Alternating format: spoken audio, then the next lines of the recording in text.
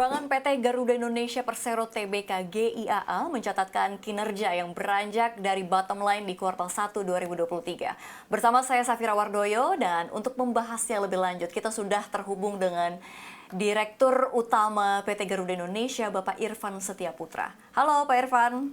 Halo, selamat siang. Terima kasih sudah bergabung di CNBC Indonesia.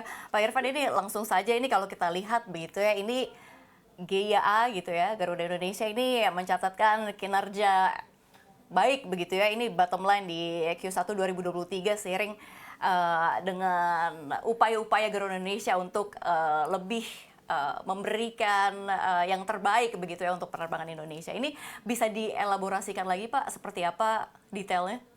Ya, jadi kita memang sudah memberikan informasi ke publik mengenai hasil semester pertama kita ya.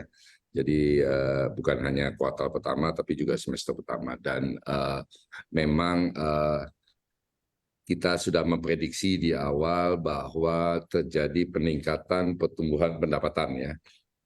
Ini yang menjadi faktor utama dari perbaikan kinerja kita di sisi profitability, walaupun memang masih mencatat angka yang relatifly belum memuaskan kami juga gitu kan ya. Dan selain juga ada pertumbuhan daripada pendapatan kita disebabkan oleh meningkatnya jumlah penerbangan maupun meningkatnya jumlah penumpang, kita juga secara terus-menerus memastikan bahwa dari sisi biaya kita bisa terus memitigasi dan meminimalisir sedalam mungkin. Jadi hasilnya seperti ini. Kami puas tapi belum masuk klasifikasi sangat puas. Dan melihat pertumbuhan ke depan dari jumlah penumpang, kita cukup optimis bahwa hasil di akhir tahun ini akan lebih baik daripada semester pertama. Peningkatan jumlah penumpang ini dikontribusi sebenarnya cukup signifikan dari pertumbuhan penerbangan berjadwal ya. Dan ini kita bisa lihat di angka lebih dari 60% peningkatannya, dan ke depan kita tentu saja berharap ini bisa kita jaga. Dan untuk menjaga jumlah penumpang ini atau yang terefleksi nanti di pendapatan berjadwal, tentu saja kita ingin memastikan bahwa yang pertama harga tiket kita bisa kita jaga, jadi kita tidak ikut-ikutan secara brutal menurunkan. Saya mohon maaf kepada para penumpang dan calon penumpang Garuda. Tapi yang kita ingin pastikan bahwa dengan harga tiket kita yang relatif lebih tinggi dibandingkan para kompetitor kita, khususnya di domestik, kita ingin pastikan bahwa layanan yang kita berikan itu dalam kapasitas sangat prima gitu kan. Yang kedua, ini juga pendapatan kita juga kita peroleh dari penerbangan charter. Dan di semester pertama tentu saja kita juga ingin menginformasikan bahwa ada peningkatan pendapatan karena haji ya. Jadi peningkatan jumlah jamaah yang kita berangkatkan ke Tanah Suci itu secara signifikan meningkat lebih dari 100% dibandingkan tahun sebelumnya. Namun demikian memang belum semuanya bisa dibukukan di semester pertama karena memang mayoritas penerbangan terjadi di bulan awal semester kedua. Jadi melihat ini pertumbuhan dan perkembangan yang ada dan upaya internal kita, saya cukup optimis ke depan bahwa hasilnya mestinya akan jauh lebih membaik. Baik, ini kalau menurut informasi begitu ya, memang pendapatan GIAA ini terhitung dari per Maret 2023 mencapai 602 begitu ya, 602 juta atau sekitar 72 lebih begitu ya persen secara tahunan. Artinya memang ini yang seperti Anda katakan, penerbangan berjadwal ini berkontribusi paling besar begitu ya Pak. Betul. Baik. Baik, dan ini memang dikarenakan adanya pembukaan haji dengan kuota besar dan libur panjang. Ya, jadi kalau haji itu klasifikasinya tidak terjadwal ya. Kalau haji baik. ya. Sementara peningkatan jumlah pendapatan yang disebabkan oleh penerbangan berjadwal yang dihitung adalah jumlah penumpangnya, memang terjadi peningkatan dikarenakan di semester pertama itu ada beberapa libur panjang termasuk Hari Raya Idul Fitri. Ya. Kita berterima kasih juga pemerintah beberapa kali membuat long weekend, ya kan? Dan juga kita juga di tahun yang sama membuka beberapa rute penerbangan baru, bukan baru lah. Ini sebenarnya rute yang ada sebelum COVID kita sempat hentikan dan kita buka ulang dan ini kontribusinya cukup positif, terutama penerbangan-penerbangan yang sifatnya penerbangan internasional seperti ke Jepang maupun ke Australia, Sydney dan Melbourne. Jadi ini yang membuat kita mengalami peningkatan jumlah pendapatan yang cukup signifikan. Tapi memang kita akui bahwa memang dengan dilepasnya PPKM dan dideklarasikannya pandemi sudah berlalu, itu sangat membantu kita untuk menarik minat para calon penumpang untuk menjadi penumpang Garuda gitu. Dan cukup menarik kalau saya boleh sampaikan data yang kita miliki itu untuk rute-rute tertentu jumlah penumpang-penumpang yang meningkatkan frekuensi terbangnya itu cukup banyak gitu. Yang saya maksud misalnya penerbangan Jakarta Bali gitu kan. Kalau sebelum COVID banyak teman-teman saya sebulan sekali gitu ke Bali. Setelah COVID ini dan setelah PPKM dibuka itu ada yang 2 minggu sekali ke Bali dan malah ada yang setiap weekend ke Bali gitu kan. Jadi ini membantu meningkatkan pendapatan kita, walaupun saya harus akui kita di Garuda ini sangat conscious soal perubahan behavior penumpang. Ya, karena ini sebenarnya masuk klasifikasi yang kita sebut dengan revenge travelers ya. Jadi setelah 2 tahun nggak bisa terbang, tiba-tiba boleh terbang, jadi sering terbang. Harapan kita mereka tetap sering terbang, bukan nanti setelah capek terbang terus kemudian kembali seperti tahun 2019 sebelum COVID. Demikian. Baik, ini menarik sekali ya. Tapi kalau misalkan kita lihat sebenarnya bisa nggak sih Pak Irfan ini menjelaskan sebenarnya apa sih upaya yang telah dilakukan oleh Garuda Indonesia untuk meningkatkan kinerja operasionalnya? Ya, jadi seperti saya sampaikan tadi, penerbangan berjadwal ini kita ingin pastikan bahwa setiap kali kita terbang, itu menghasilkan keuntungan. Jadi kita mesti melepaskan cara berpikir Garuda sebelum COVID ya, di mana kita terus-menerus terbang, dalam tanda kutip, nggak terlalu peduli apakah pada waktu terbang itu menguntungkan atau tidak, tetapi karena demand orang mau terbang banyak, jadi kita Banyak. sediakan penerbangan.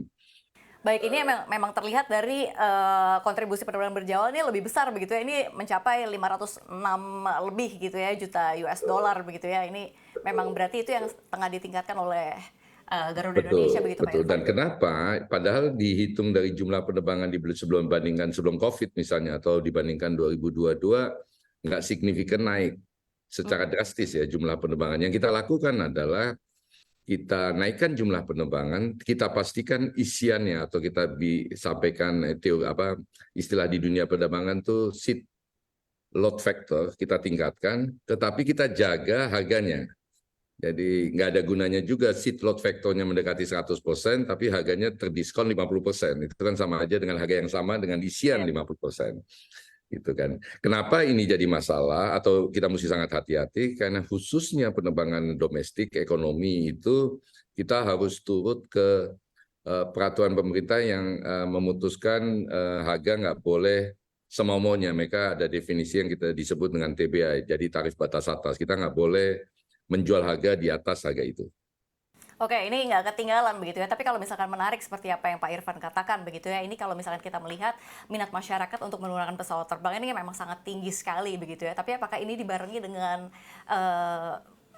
jumlah pesawat terbang begitu ya? Atau kita ngomongin di sini Garuda Indonesia begitu ya. Apakah ini memang sudah bisa melengkapi begitu ya antara minat masyarakat untuk menggunakan pesawat terbang ini?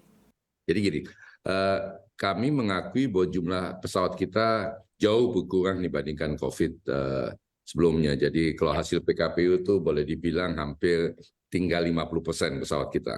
Ya kan? Itu yang pertama. Yang kedua, kami memang dengan sangat sengaja memutuskan untuk bermain di segmen market yang premium. Kita sama-sama menyadari bahwa segmen market itu di Indonesia dibandingkan segmen market LCC atau low cost carrier itu relatif kecil gitu kan.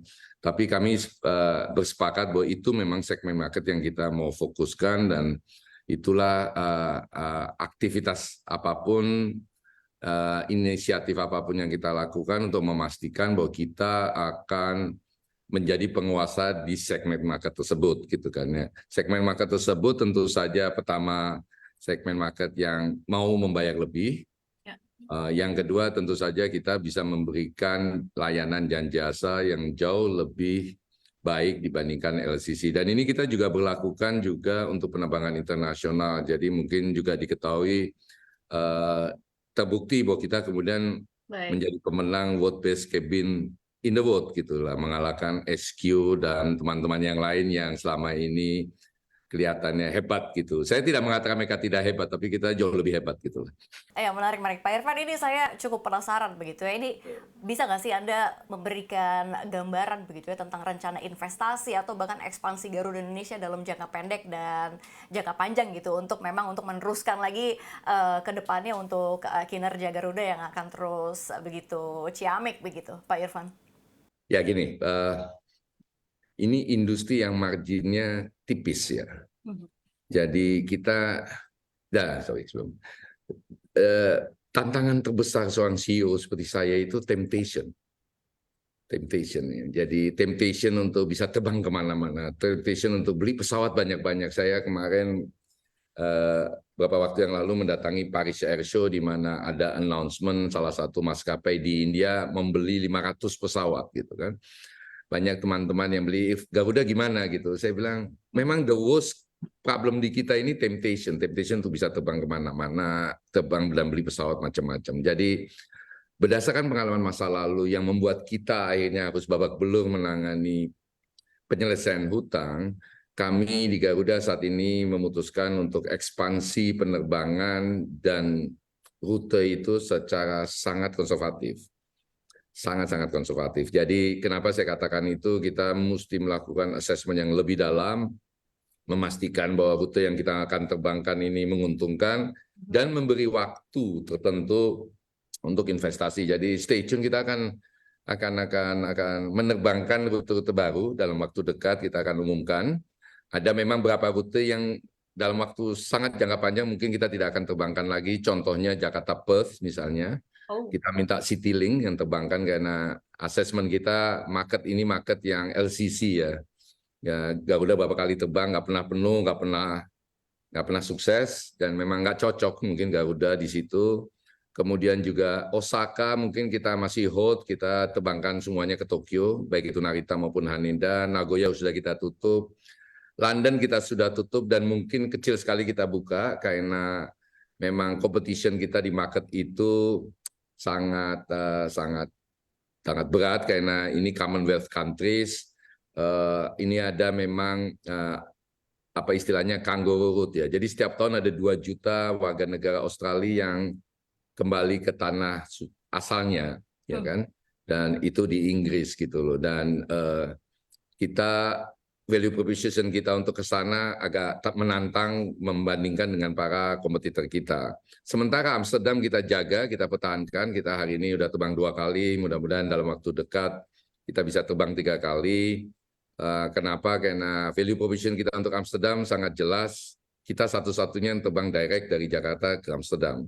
Demikian juga dari Amsterdam ke Jakarta gitu. Oke, baik. Ini bisa di-spill rute terbarunya Garuda Indonesia ini kemana, internasional? Apakah saya tidak akan, kita mau finalisasi dulu, tapi ini pasti akan disambut sangat baik. Saya sudah bicara dengan beberapa orang, mereka sangat menyambut baik rute-rute baru internasional kita. Apakah ini yang dinanti-nanti pengguna Garuda Indonesia, Amerika Serikat contohnya gitu, apakah sudah lolos Garuda Indonesia untuk masuk rute Amerika Serikat, Pak Irfan? Jadi Amerika ini memang menantang buat kita. Jadi ada pihak di Amerika itu yang mempertanyakan salah satu pasal di Undang-Undang Transportasi kita, yang mereka anggap itu perlakuan tidak fair, sehingga sampai hari ini tidak ada maskapai Indonesia yang bisa terbang ke sana, termasuk even codeshare nggak bisa kita ya. Maksudnya dengan codeshare kita kerjasama dengan SQ misalnya, SQX bersama-sama dengan GA sekian mendarat di Los Angeles, itu kita nggak bisa. Tapi sekarang dengan upaya dari banyak pihak, kita sedang melobi pihak Amerika. Kenapa ini juga menarik? Karena kita juga sangat tahu berdasarkan riset internal kita, teman-teman Amerika kita di Los Angeles, San Francisco itu adalah the highest search untuk bisa terbang ke Bali. Ya kan? Jadi kalau kita bisa menyediakan penerbangan suatu hari nanti ke Amerika, kita ingin pastikan penerbangan itu bukan ke Jakarta tapi ke Bali. Ya kan? Baik, Jadi kalau ada orang Indonesia mau ke Amerika nanti suatu hari, berlibur dulu lah ke Bali sebelum ke Amerika. Itu rencananya, begitu nanti bisa diizinkan. Ya. Ini salah satu target kita memang untuk bisa terbangkan ke sana, karena kita tahu persis bahwa banyak orang Indonesia pengen ke sana dan banyak orang Amerika pengen ke Indonesia. baik. Diaspora kita juga banyak kan di sana.